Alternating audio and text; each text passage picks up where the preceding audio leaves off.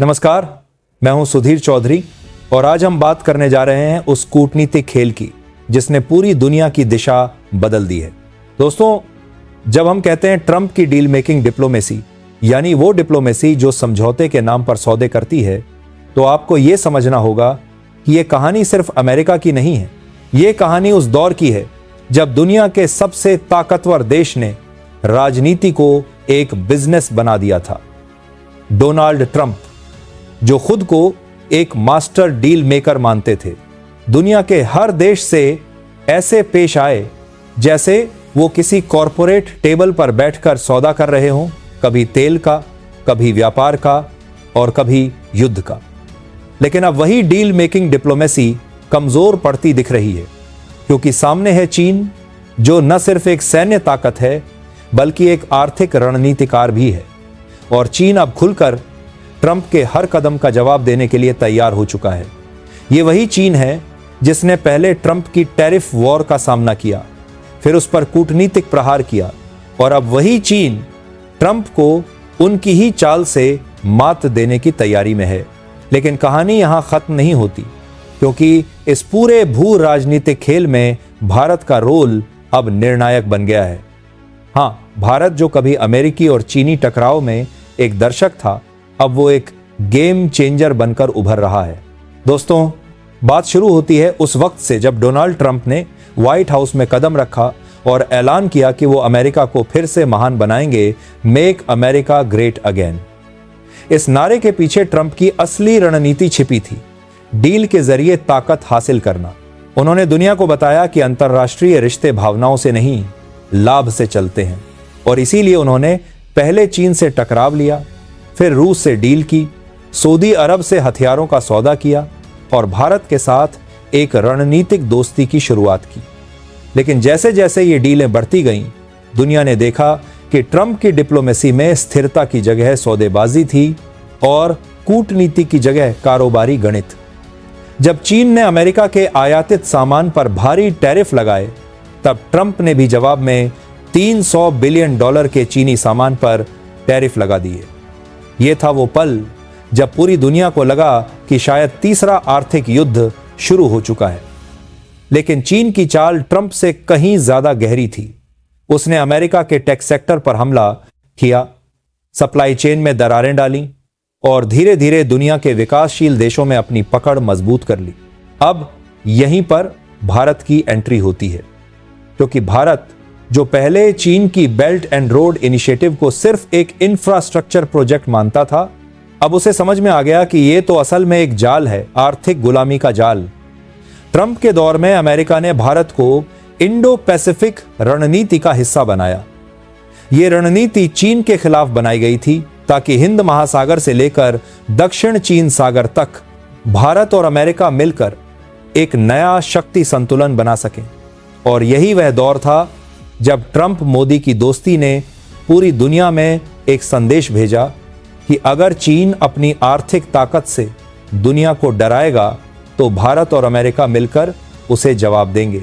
लेकिन अब जब चीन ने ट्रंप की डील मेकिंग पर पलटवार किया है, तो ट्रंप की पूरी रणनीति हिल गई है। चीन ने अमेरिकी डॉलर को चुनौती देने के लिए अपने डिजिटल युआन को आगे बढ़ाया। उसने अमेरिका के खिलाफ दक्षिण अमेरिका और अफ्रीका में गठबंधन बनाए और रूस के साथ मिलकर ऐसा आर्थिक फ्रंट खड़ा किया जिसने अमेरिका की एकल शक्ति की छवि को कमजोर कर दिया। दोस्तों, ये वही समय था जब ट्रंप की डील मेकिंग डिप्लोमेसी एक बिजनेस मॉडल की तरह फेल होने लगी, क्योंकि कूटनीति में भरोसा चाहिए और ट्रंप हर रिश्ते को एक डील के तराजू में तोलने लगे थे। उन्होंने नेटो के सहयोगियों से कहा कि अगर आप पैसे नहीं देंगे तो हम आपकी रक्षा नहीं करेंगे। उन्होंने चीन से कहा, आप अमेरिका को लूट रहे हैं, और भारत से कहा, हम आपके साथ हैं, लेकिन आप हमें व्यापार में बराबरी दें। ट्रंप की यही बात भारत के लिए सबसे महत्वपूर्ण थी, क्योंकि भारत जानता था कि अमेरिका की दोस्ती शर्तों पर टिकी है। फिर भी मोदी और ट्रंप की केमिस्ट्री ने दुनिया को चौंका दिया। ह्यूस्टन में हाउडी मोदी से लेकर अहमदाबाद के नमस्ते ट्रंप तक दोनों नेताओं ने यह दिखाया कि लोकतंत्र और जननेता जब साथ आते हैं तो दुनिया के समीकरण बदल जाते हैं। लेकिन जैसे ही चीन ने भारत के खिलाफ लद्दाख में सैन्य चाल चली, ट्रंप की डिप्लोमेसी फिर एक टेस्ट पर आ गई। क्या अमेरिका भारत के साथ खड़ा होगा? क्या वो चीन को खुले तौर पर चुनौती देगा? जवाब मिला, शर्तों के साथ। ट्रंप प्रशासन ने भारत को डिफेंस टेक्नोलॉजी देने की बात तो की, लेकिन उसके साथ कई कंडीशन भी लगा दी। और यही ट्रंप की डिप्लोमेसी की कमजोरी थी। वो किसी पर भरोसा नहीं करते थे, बल्कि हर रिश्ते को मुनाफे के तराजू में तौलते थे। दोस्तों, अब जब चीन ने ट्रंप की डील मेकिंग पर हमला बोला है, तो अमेरिका के लिए यह सिर्फ एक आर्थिक संकट नहीं, बल्कि एक रणनीतिक झटका है। चीन ने अमेरिका के सप्लाई चेन को निशाना बनाकर दिखा दिया कि जो देश सबको निर्माण छोड़ो, व्यापार करो की सलाह देता था, वो खुद अपने ही माल के लिए चीन पर निर्भर है। ट्रंप के अमेरिका फर्स्ट के नारे को चीन ने चाइना फर्स्ट की हकीकत से जवाब दे दिया। और अब ट्रंप की डिप्लोमेसी वही कर रही है जो एक घायल खिलाड़ी करता है, डैमेज कंट्रोल। लेकिन इस बार खेल सिर्फ अमेरिका और चीन के बीच नहीं है।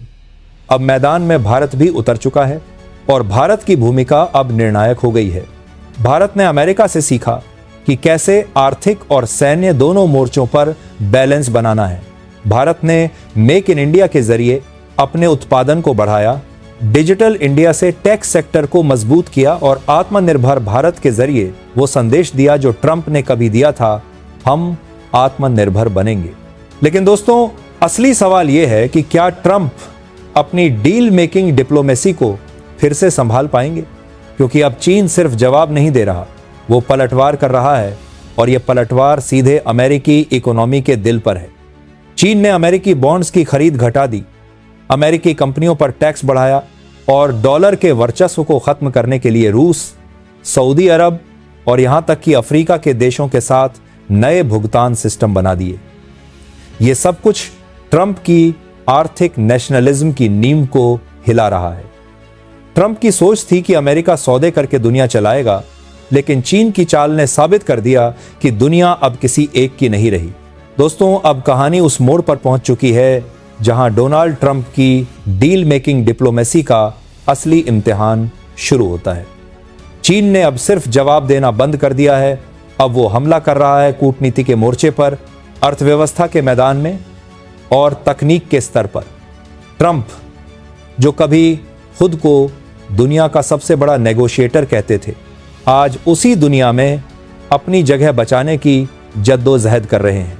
क्योंकि चीन ने वो किया जो किसी ने सोचा भी नहीं था। उसने अमेरिका के डॉलरी साम्राज्य को हिलाने के लिए युआन और सोना का गठबंधन बना दिया। रूस और चीन अब तेल का व्यापार डॉलर में नहीं, बल्कि अपनी मुद्रा में कर रहे हैं। सऊदी अरब, जो कभी अमेरिका का आर्थिक साथी था, अब बीजिंग के साथ समझौते कर रहा है। और यही वो पल है जब ट्रंप की डिप्लोमेसी डील से डैमेज में बदल जाती है।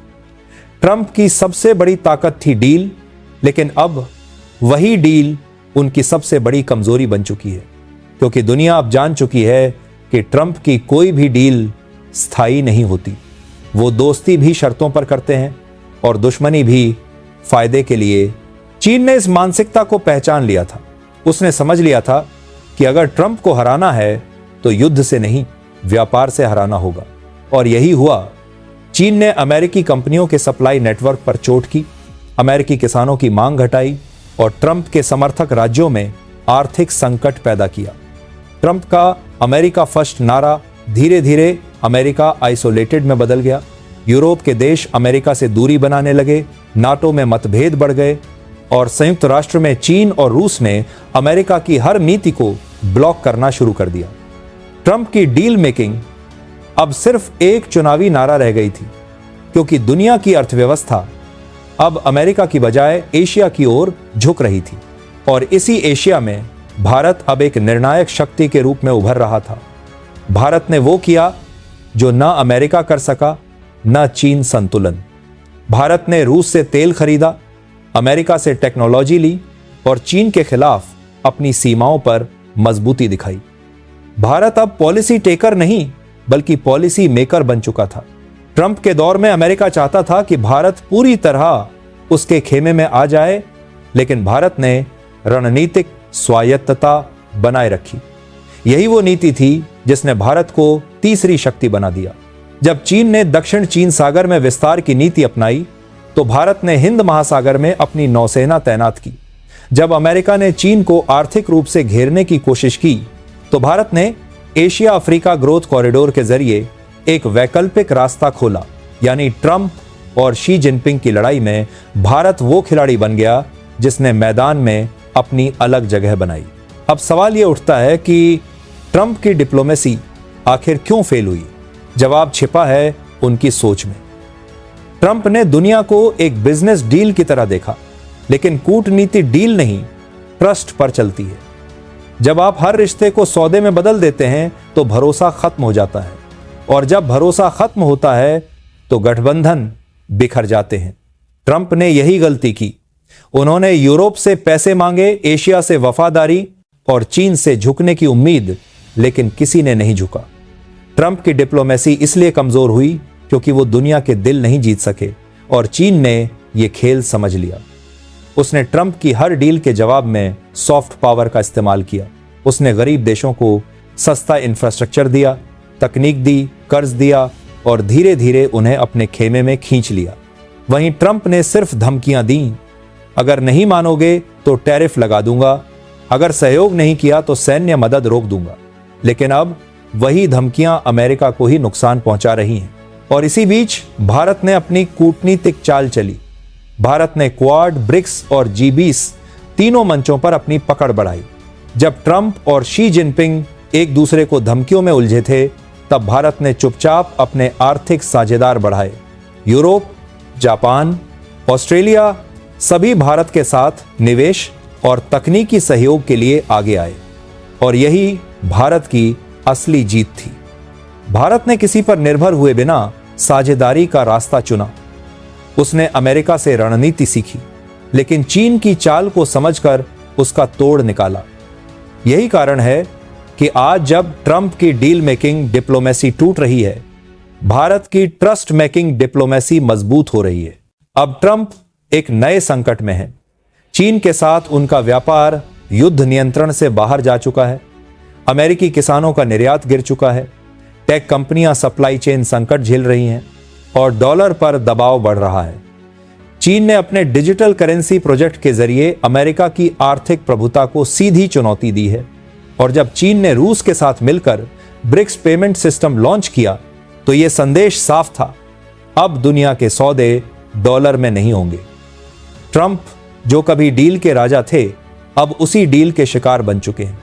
उन्होंने जो वैश्विक आर्थिक व्यवस्था बनाई थी, वही अब उनके खिलाफ खड़ी हो गई है। दोस्तों, अब वक्त है एक सच्चाई को स्वीकार करने का कि डील मेकिंग डिप्लोमेसी का दौर खत्म हो चुका है। अब दुनिया साझेदारी और संतुलन की राजनीति में प्रवेश कर चुकी है, और इस नई राजनीति में भारत का रोल सबसे महत्वपूर्ण है, क्योंकि भारत न तो किसी के कहने पर चलता है, न किसी से डरता है। भारत की नीति साफ है, हम सबके दोस्त हैं, लेकिन किसी के गुलाम नहीं। आज चीन को भी यह समझ आ गया है कि भारत उसके विस्तार को रोक सकता है, और अमेरिका को भी यह पता चल चुका है कि भारत के बिना कोई एशियाई रणनीति सफल नहीं हो सकती। यही भारत की ताकत है। वो दोनों खेमों के बीच खड़ा रहकर अपनी दिशा तय करता है। और अब सवाल यह है कि आने वाले समय में क्या ट्रंप, अगर वो फिर से सत्ता में आते हैं, अपनी पुरानी गलतियों से सीखेंगे? क्या वो समझेंगे कि कूटनीति धमकी से नहीं, विश्वास से चलती है? क्या वो चीन को रोकने के लिए भारत के साथ वास्तविक साझेदारी करेंगे, या फिर वही पुराने डील गेम में लौट आएंगे? ये सवाल आने वाले वर्षों की भू राजनीति तय करेगा। लेकिन एक बात तय है, दुनिया अब बदल चुकी है। अमेरिका अब अकेला सुपर पावर नहीं रहा, चीन अब एकल चुनौती नहीं है, और भारत अब सिर्फ एक साझेदार नहीं, बल्कि एक शक्ति केंद्र है। ट्रंप की डील मेकिंग डिप्लोमेसी ने दुनिया को सिखाया कि सत्ता का खेल सिर्फ शब्दों या समझौतों से नहीं चलता, वो चलती है भरोसे से। और चीन ने सिखाया कि अगर आप भरोसे को तोड़ते हैं तो दुनिया आपको छोड़ देती है। लेकिन भारत ने सिखाया कि अगर आप भरोसा बनाते हैं तो दुनिया आपके साथ चलती है। यही तीन देशों की तीन कहानियां हैं: अमेरिका का अहंकार, चीन की चालाकी और भारत की समझदारी। और यही कहानी आने वाले दशक में तय करेगी कि कौन बनेगा नई दुनिया का नेता। तो दोस्तों, आज के इस विश्लेषण से एक बात साफ हो गई है, डोनाल्ड ट्रंप की डील मेकिंग डिप्लोमेसी अब टूट चुकी है।